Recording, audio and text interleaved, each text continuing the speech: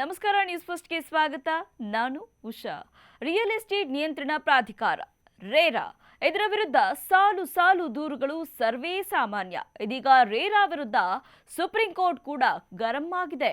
RERA ರದ್ದುಗೊಳಿಸಿ ಅಂತ ಅಸಮಾಧಾನ ಹೊರಹಾಕಿದೆ. ಕಾರಣ ಏನಂತೀರಾ? ಈ ಸ್ಟೋರಿಯನ್ನ ಕಂಪ್ಲೀಟ್ ಆಗಿ ನೋಡಿ.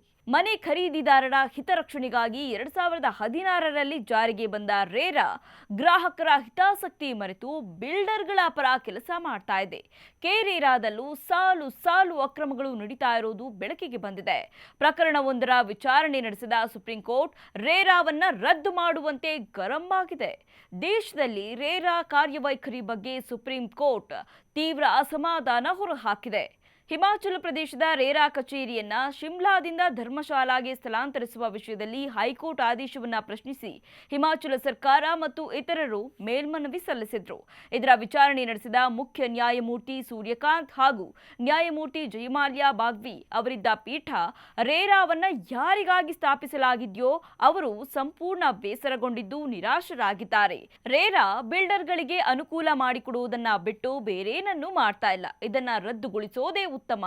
ಅದಕ್ಕೆ ನಮ್ಮ ಅಭ್ಯಂತರ ಇಲ್ಲ ಅಂತ ಸುಪ್ರೀಂ ಅಭಿಪ್ರಾಯ ವ್ಯಕ್ತಪಡಿಸಿದೆ. ಇನ್ನು ರೇರಾದಲ್ಲಿ ಏನೆಲ್ಲಾ ಅಕ್ರಮಗಳು ನಡೀತಾ ಇದೆ ಅಂತ ನೋಡ್ತಾ ಹೋದ್ರೆ, ಪ್ರಾಜೆಕ್ಟ್ ಅನುಮೋದನೆಗೆ ರೇರಾದಲ್ಲಿ ಕಮಿಷನ್ ಫಿಕ್ಸ್ ಮಾಡಲಾಗಿದೆ. ಚದರ ಅಡಿ ಫ್ಲಾಟ್ ಲೆಕ್ಕದಲ್ಲಿ ಕಮಿಷನ್ ಫಿಕ್ಸ್ ಮಾಡಲಾಗಿದೆ.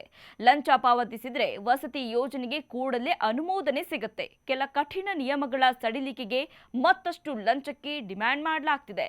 ಡಿಫಾಲ್ಟ್ ಡೆವಲಪರ್ಗಳ ಹೊಸ ಯೋಜನೆಗೂ ಅನುಮೋದನೆ ನೀಡಲಾಗ್ತಾ ಇದೆ.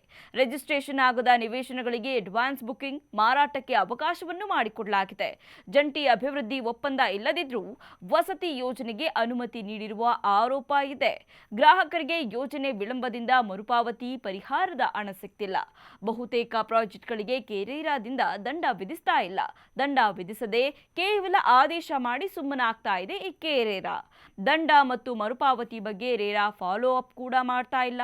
ಸೂಕ್ತ ಮೂಲ ಸೌಕರ್ಯ ಒದಗಿಸಿದ್ರೂ ನಿವಾಸಿಗಳ ಪರ ನಿಲ್ಲಲ್ಲ ಅನ್ನೋ ನೂರಾರು ಆರೋಪಗಳಿದೆ. ಕರ್ನಾಟಕ ರೇರಾದಲ್ಲಿ ನಡೀತಾ ಇರುವ ಅಕ್ರಮಗಳ ಬಗ್ಗೆ ನ್ಯೂಸ್ ಫಸ್ಟ್ ಹಿಂದೆ ಸಾಲು ಸಾಲು ಸುದ್ದಿ ಪ್ರಸಾರ ಮಾಡಿತ್ತು. ರೇರಾದಲ್ಲಿ ಭ್ರಷ್ಟಾಚಾರ ತಾಂಡವವಾಡ್ತಾ ಇದ್ದು ಗ್ರಾಹಕರ ನೆಮ್ಮದಿ ಕಸಿದಿದೆ. ಮನೆ ಖರೀದಿದಾರರ ಹಿತಾಸಕ್ತಿ ಬಿಟ್ಟು ಕಮಿಷನ್ ಆಸೆಗೆ ಬಿಲ್ಡರ್ಗಳ ಪರ ನಿಂತಿರುವ ರೇರಾ ಬಗ್ಗೆ ನ್ಯೂಸ್ ಫಸ್ಟ್ ದಾಖಲೆ ಸಮೇತ ವರದಿ ಮಾಡಿತ್ತು. ಈ ವರದಿ ಆಧರಿಸಿ ವಿಪಕ್ಷಗಳು ರೇರಾವನ್ನ ವಸೂಲಿ ಕೇಂದ್ರ ಅಂತ ಆಕ್ರೋಶ ವ್ಯಕ್ತಪಡಿಸಿದ್ರು. ಒಟ್ನಲ್ಲಿ ರಿಯಲ್ ಎಸ್ಟೇಟ್ ವಲಯವನ್ನ ನಿಯಂತ್ರಿಸಲು, ಪಾರದರ್ಶಕತೆಯನ್ನ ಹೆಚ್ಚಿಸಲು ಮತ್ತು ಮನೆ ಖರೀದಿದಾರರನ್ನ ರಕ್ಷಿಸಲು 2016ರಲ್ಲಿ ಜಾರಿಗೆ ಬಂದ ರೇರಾ ತನ್ನ ಜವಾಬ್ದಾರಿ ಮರೆತು ಲೂಟಿಗೆ ಇಳಿದಿರೋದು ನಿಜಕ್ಕೂ ದುರಂತವೇ ಸರಿ. ಕ್ಷಣ ಕ್ಷಣದ ಮಾಹಿತಿಗಾಗಿ ನೋಡ್ತಾ ಇರಿ ನ್ಯೂಸ್ ಫಸ್ಟ್, ನಿರ್ಭೀತಿಯಿಂದ ನಿಮ್ಮ ಪರವಾಗಿ. ನ್ಯೂಸ್ ಫಸ್ಟ್, ನಿರ್ಭೀತಿಯಿಂದ ನಿಮ್ಮ ಪರವಾಗಿ.